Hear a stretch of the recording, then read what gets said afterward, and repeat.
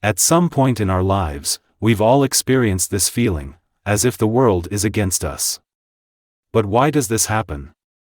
Have you ever wondered? In today's video, we'll dive into the scientific reasons, psychological factors, and how we can cope with this feeling. First, let's understand how our brain works.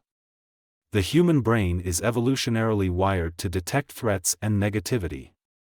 This mechanism was crucial for survival, but today, it can sometimes make us overly focused on negative events. Scientists call this the negativity bias.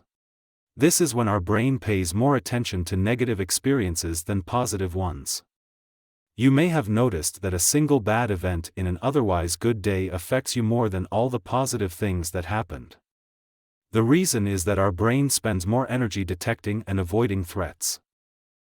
This evolutionary process can become overly active in today's world. A critique from your boss, a small argument with friends, or a negative experience at the store can be perceived as major threats by your brain.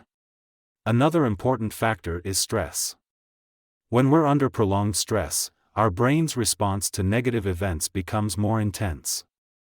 Stress increases cortisol, a hormone that heightens the brain's threat detection. When cortisol levels are high, even minor issues are perceived as bigger problems. Another key factor is modern life and social media. Social media constantly shows us other people's successes and happy moments, which can create feelings of inadequacy. The more we compare our lives to others, the bigger our own problems seem. This can create a perception that everyone's life is great, except mine. But we must remember that what we see on social media is often people's highlight reels, which can be misleading.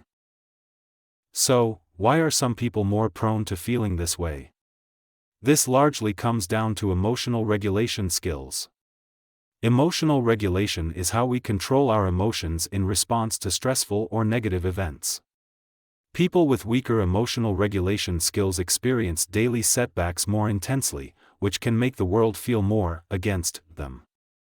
Now, how can we deal with this feeling? Here are a few scientifically backed strategies. Mindfulness. Practicing mindfulness meditation can reduce stress and anxiety by teaching us to live in the moment and accept events as they are.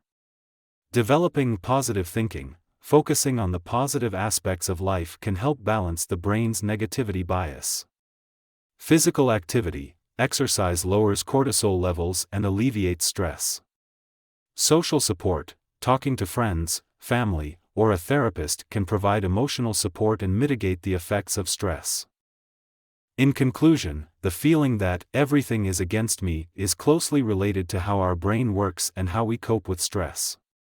Our natural responses to negativity can be heightened during stressful periods, but recognizing this and developing coping strategies can help. The best ways to combat this feeling include controlling our stress levels, fostering positive thinking, and seeking social support. By doing so, we can better manage our brain's negativity bias and see the world in a more balanced way.